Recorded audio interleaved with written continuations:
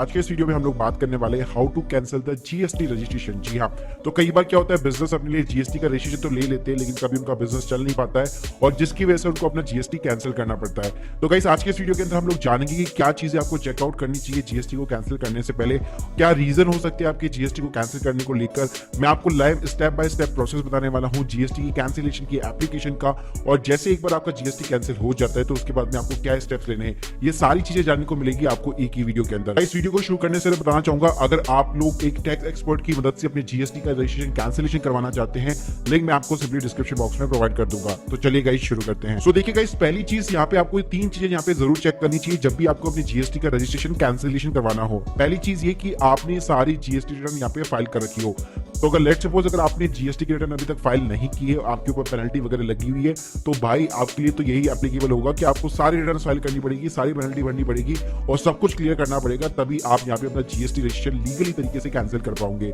Second thing है guys, अगर आपका कोई भी टैक्स का पेमेंट ड्यू है, जीएसटीआर 1 का टैक्स का पेमेंट ड्यू है, जीएसटीआर 3B के अंदर आपको कुछ दिख रहा है कि इतनी आपकी आउटपुट टैक्स लायबिलिटी बन रही है, तो वो आपको पहले क्लियर करनी पड़ेगी। इसके अलावा गाइस, आपका जो भी क्लोजिंग स्टॉक्स होगा जिसके ऊपर आपने already input tax credit available यहाँ पे जो भी था वो आपने अवेल कर चुके हैं, तो उसको रिवर्स करना पड़ेगा, क्योंकि अब आप आपका जीएसटी जो है बेसिकली यहाँ पे बंद कर रहे हो। इसका मतलब सिंपल ही है कि आपने जो स्टॉक्स यहाँ पे जो क्रेडिट यहाँ पे आपने पूरे क्लोजिंग स्टॉक के ऊपर ले रखा है, उसको आप फ्यूचर के अंदर सेल नहीं करने वाले हो, ना ही उसका कोई आउटपुट टैक्स देने वाले हो, तो अल्टीमेटली वो आपको बेसिकली रिवर्स करना पड़ेगा। अब इस बात करते हैं कि रीजन क्या हो सकते हैं यहाँ पे बेसिकली जीएसटी को कैंसिल करवाने के। तो देखिए, बहुत सारे रीजन हो सकते हैं कि मान लीजिए आपका बिजनेस चल नहीं रहा है, उसको आप बंद करना चाहते हैं। मान लीजिए आपका जो टर्नओवर की लिमिट है वो बिलो द जीएसटी जो लिमिट होती है, थ्रेशोल्ड लिमिट होती है, जिसके ऊपर आपको जीएसटी चाहिए होता है, जैसे प्रोडक्ट के केस में मोस्टली 40 लाख रुपए की लिमिट होती है, तो उससे नीचे आपकी जो है टर्नओवर यहाँ पे आ चुकी है, तो अब आप अपना जीएसटी जो यहाँ पे बंद करवाना चाहते हैं, तो उस केस में भी आप यहाँ पे बंद कर सकते हैं। इसके अलावा गाइस, हो सकता है आपने बिजनेस ही किसी तीसरे बंदे को, दूसरे बंदे को यहाँ पे आपने बेच दिया है,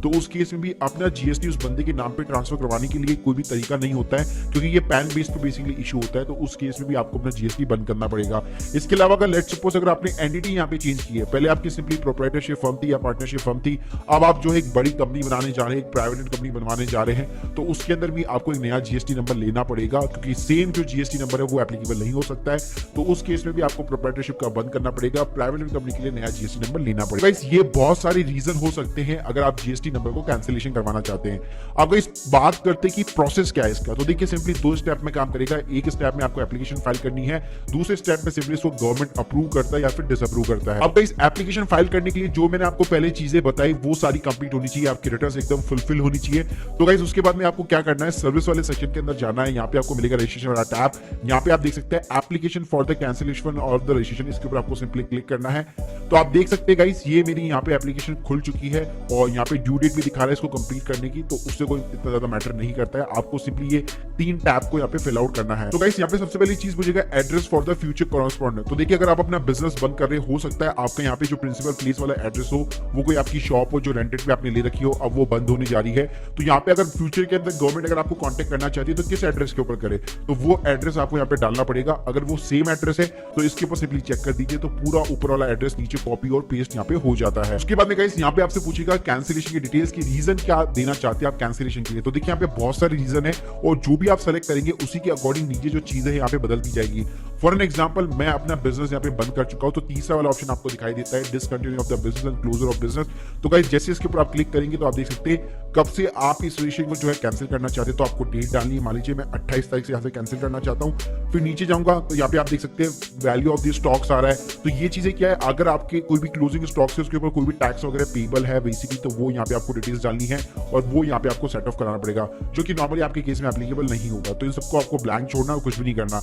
लेट्स सपोज अगर आप कोई भी दूसरा रीजन यहाँ पे चूज आउट करते हैं, for an example change in constitution of the business, तो यहाँ पे आप देख सकते हैं उसी के अकॉर्डिंग यहाँ पे चीजें जो है चेंज हो जाएगी। तो लेट्स सपोज अगर आप किसी बिजनेस को यहाँ पे जो है ट्रांसफर करना चाहते हैं, तो आप उस नए वाले बिजनेस का यहाँ पे जीएसटी नंबर डाल सकते हैं, तो आप देख सकते हैं ये जीएसटी आपका बंद हो जाएगा और जितनी भी क्रेडिट्स वगैरह है उसका वैसे अलग प्रोसेस होता है, लेकिन ये बेसिकली आपको एक रेफरेंस के लिए चीजें मांगता है। इसके अलावा यहाँ पे बहुत सारी चीजें, मान लीजिए death of the sole proprietor, मान लीजिए जो प्रोप्राइटर था उनकी यहाँ पे डेथ हो चुकी है, तो उस केस में भी यहाँ पे सिंपल वही चीजें जो बेसिकली यहाँ पे हम लोगों ने देखी, बस नीचे आपको एक सपोर्टिंग डॉक्यूमेंट लगाना पड़ेगा, उनका डेथ सर्टिफिकेट वगैरह हो सकता है, तो कोई भी आप सपोर्टिंग डॉक्यूमेंट यहाँ पे अटैच कर सकते हैं। ऐसे गाइस कोई अदर रीजन है तो यहाँ पे आपको अदर्स लिखना है और अदर में स्पेसिफाई लिखना है और नीचे बेसिकली आपको कुछ भी नहीं करना, सेम चीजें वही आपको देखने को मिल जाएगी। तो गाइस यहाँ पे मैं क्या कर रहा हूँ कि इस बंदे ने यहाँ पे सिंपली अपना बिजनेस जो है बंद कर दिया, तो यहाँ पे मैं डिसकंटिन्यू कर रहा हूँ। यहाँ पे मैं अपनी डेट डाल चुका हूँ, ये कोई भी मेरे को चीजें डालने की जरूरत नहीं है, simply save and continue button के ऊपर क्लिक करूंगा। सो गाइस मैंने यहाँ पे चीजें कंफर्म कर दी है और यहाँ पे बेसिकली अपना प्लेस डाल के मैं सिंपली यहाँ पे ईवीसी के थ्रू उसको वेरीफाई करवा देता हूँ। गाइस आप देख सकते हैं यहाँ पे मैंने अपनी कैंसिलेशन की जो एप्लीकेशन है वो यहाँ पे सबमिट कर दी है। अब गाइस कुछ ही देर के अंदर मेरे पास ईमेल आईडी के ऊपर इनका यहाँ पे मेरे को रेफरेंस नंबर मिल जाएगा, बेसिकली इनकी जो कैंसिलेशन एप्लीकेशन होगा उसका एक्नॉलेजमेंट नंबर मिल जाएगा और मुझे वो ट्रैक करता रहना पड़ेगा। और साथ में गाइस वो जैसे यहाँ पे अप्रूव होता है तो उसके बाद में ध्यान रखिएगा आपको कुछ स्टेप्स यहाँ पे लेने पड़ेंगे, भूल मत जाना वरना आपके ऊपर तगड़ी वाली पेनल्टी भी लग सकती है। जी हाँ, तो गाइस यहाँ पे आपको क्या करना पड़ेगा, जैसे ही यहाँ पे आपकी एप्लीकेशन के ऊपर गवर्नमेंट अप्रूव कर देती है उसके बाद आपको जीएसटी 10 फाइल करनी पड़ेगी, जो कि एक फाइनल यहाँ पे रिटर्न होती है। और साथ में गाइस अगर आपका प्रोप्राइटरशिप वगैरह कुछ करंट अकाउंट अगर ओपन हो रखा है तो उसको भी आप यहाँ पे क्लोज वगैरह करवा सकते हैं। लेकिन लेट्स सपोज गाइस अगर आपकी एप्लीकेशन यहाँ पे डिसअप्रूव होती है तो प्रॉपर आपको नोटिस मिलता है, उस नोटिस के अंदर चीजें लिखी होती है कि लेट्स सपोज अगर आपने अपनी रिटर्न्स वगैरह फाइल नहीं कर रखी है तो आपको पेनल्टी वगैरह पे करनी पड़ेगी, या लेट्स सपोज अगर आपकी कोई टैक्स लायबिलिटी पेंडिंग है तो जो भी रीजन होगा वो आपको नोटिस के अंदर दिखाई देता है। तो गाइस ये एकदम पूरा लीगल तरीके से प्रोसेस होता है अगर आप अपना जीएसटी नंबर यहाँ पे सिंपली कैंसिलेशन करवाना चाहते हैं। तो guys hope you like this video. अगर आपको एक लीगल एक्सपर्ट की सलाह चाहिए, उसकी कंसल्टेंसी चाहिए, उसकी हेल्प लेना चाहते हैं बहुत ही कम कॉस्ट के ऊपर, लिंक डिस्क्रिप्शन बॉक्स में है, जरूर चेकआउट कीजिएगा।